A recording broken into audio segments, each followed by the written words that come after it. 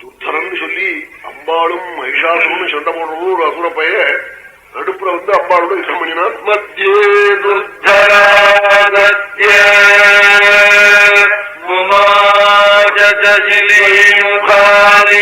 ஆயிரக்கணக்கான பானங்களை அம்பாள் மீது கொட்டினானாம் துர்தரன். மத்தியே துர்தராகத்ய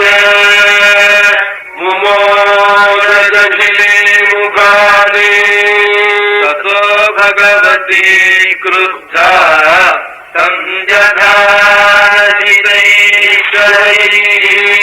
ததோ பகவதி க்ருத்தா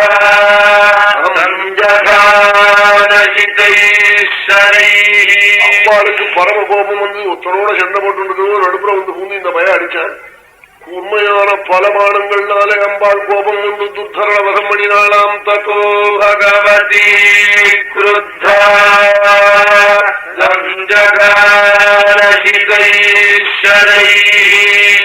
துர்தரத்து பபாதோர்யாம் கதாதுர்கிருங்கவதி.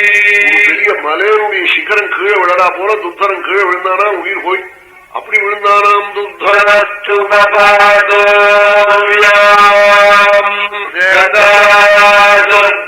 கதாதுர்கிருங்கவதி தந்ததானி கதம் திருஷ்ட்வா த்ரிநேத்ரः பரமாஸ்த்ரவித்ரீதம் ததானி கதம் திருஷ்ட்வா த்ரிநேத்ரः பரமாஸ்த்ரவிதி.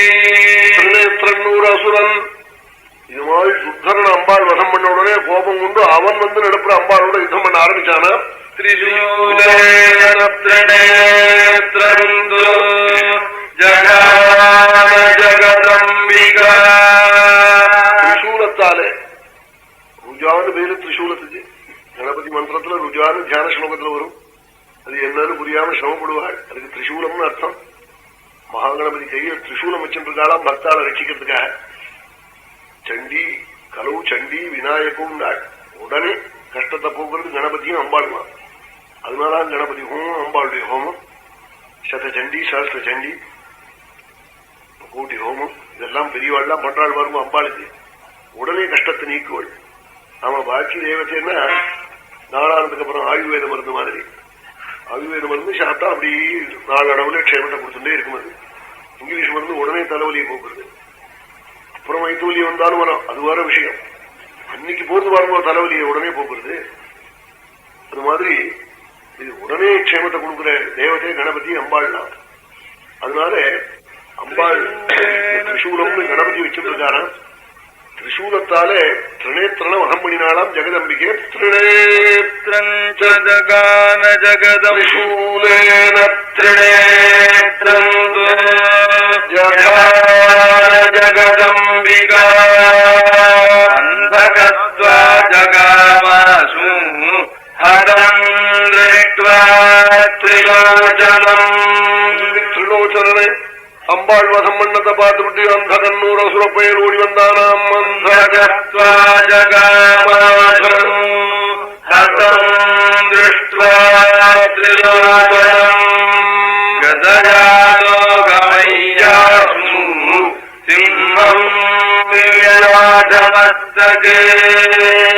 பெரிய கதை இரும்புனால பண்ணின கதையினால சிங்கத்தை அம்பாள் ஏறிட்டு இருக்கிற சிம்ம வாகனை வந்து அம்பாள் இந்த சிங்கத்தை வந்து ஓங்கி அடிச்சானாம். அந்தகன்கிற அசுரனானவன் கதயாலோகமய்யாசு சிம்மம் விவ்யாதமஸ்தகே மஸ்து நககாதேன சம்ஹத்வா பலவத்தரம்.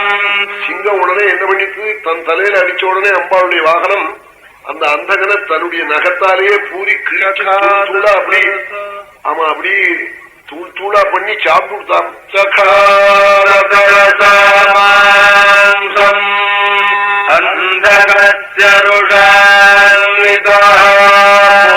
சிங்கம் அப்படி பூரி சில்லு சில்லா பண்ணி சாப்பிட்டுட்டான் அந்தகனுடைய மாம்சத்தெல்லாம்.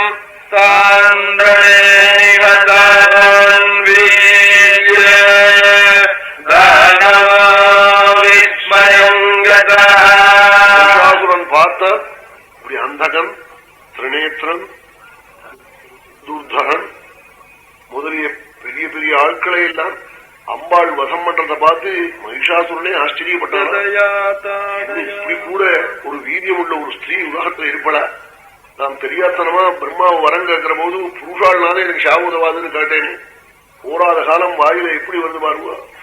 அப்படிலாம் கேட்டுக்கிறான். என்ன அர்த்தம்? தெய்வம் ஏதாவது ஒரு வழி வச்சு கொண்டுக்கிறோம். இவன் எத்தனை காக்கட்டமே, இரண்யகசிபு என்னெல்லாமோ காக்கலையா? ராத்திரி உதவாது, பகல்ல உதவாது, பூமியில உதவாது, ஆகாசத்துல உதவாது, உள்ள உதவாது, வெளியில உதவாது, மிருகத்தால் உதவாது, மனுஷன் எப்படிலாம் காட்டான். தேவதைகள்லாம் உபத்திரவம் தாங்காம வைகுண்டத்துல போய் கதறினாள்.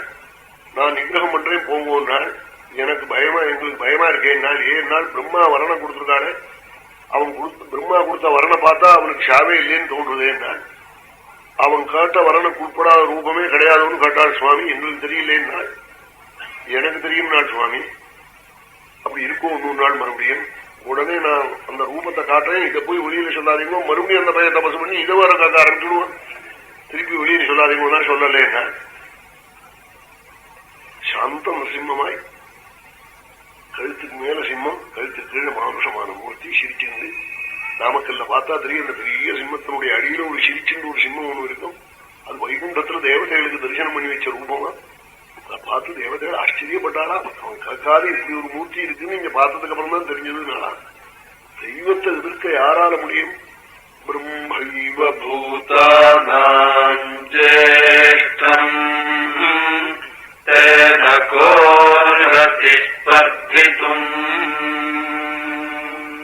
எல்லா உலகத்துக்கும் முன்னாடி இருந்த தெய்வம் அதை எதிர்ப்பதற்கு யாரால முடியும்? சுவாமி காட்டாள்.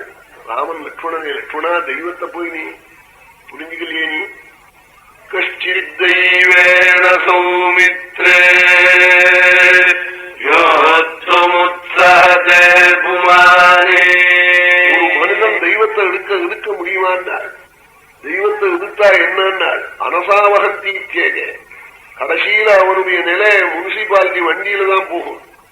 அவன் சரீரம் தூக்கத்துக்கு ஆள் இருக்க மாட்டான். தெய்வத்தை இழுத்தார். ஞாபகம் வச்சுக்கோ லட்சுமணான்னு சொன்னார். அவன் ஆள் பணம் காசு இருந்தா அடின்னு விடுவான். அதுல பக்கத்து வீட்டுல இருக்கிறவங்க கூட எடுத்துட்டு விடுவான். தூக்கத்துக்கு ஆள் வரமாட்டான். முனிசிபாலிட்டி வண்டியில கொண்டு போய் புதைச்சப்படுவான் குப்பை போட்ட இடத்துல. அது மாதிரி ஆயிடும். அதனால ஜாக்கிரதையினாள் சுவாமி. ராமன் லட்சுமணனை பார்த்து தெய்வத்தை மறந்துவிடாது. சிலது தெய்வம் பண்ற காரியம், அதுல போய் நாம் ஒன்னும் எதிர்க்க முடியாது. கஷ்டித் தெய்வேன சௌமித்ரே நூத்தும் உற்சாகத்தே புமான். ஒரு புருஷன் உண்டா உலகத்துல தெய்வத்தை எதிர்த்து க்ஷேமத்தை அடையிறவன்? கிடையவே கிடையாது. ரிஷியிடமாக கொண்டு தெய்வம் தலைகளை தள்ளிப்படுறது. ரிஷயோ ருக்ரதபசா தெய்வேன அபிப்பிரபீடிதான். தெய்வபலம் இல்லாம உக்ரமான தபசு பண்ணின ரிஷிகள்லாம் பறந்து போயிட்டால். அப்படி இருக்கிற போது ஒரு ஆளை பத்தி காப்பானே. நீ சுவாமி பல ஸ்லோகம் சொல்லியிருக்காள் தெய்வத்தை பத்தி ஸ்ரீமத் ராமாயணத்திலே. அதெல்லாம் வேதத்துல இருக்கிறதா? தெய்வத்தை கண்டனம் போய் சமீப சரணங்கச்ச சர்வபாவேன பாரதான்னு அப்படி தெய்வத்தினுடைய காலை போய் பிடிச்சுக்கணும். அதனுடைய அருள்தான் நமக்கு தேவை. அதுதான் நம்ம ரட்சிக்கும், மனசாந்தியை கொடுக்கும். இதுக்கு மேல என்ன சுகம் வேண்டும்? தெய்வபலம் இல்லாம ஒன்றும் பண்ண முடியாது.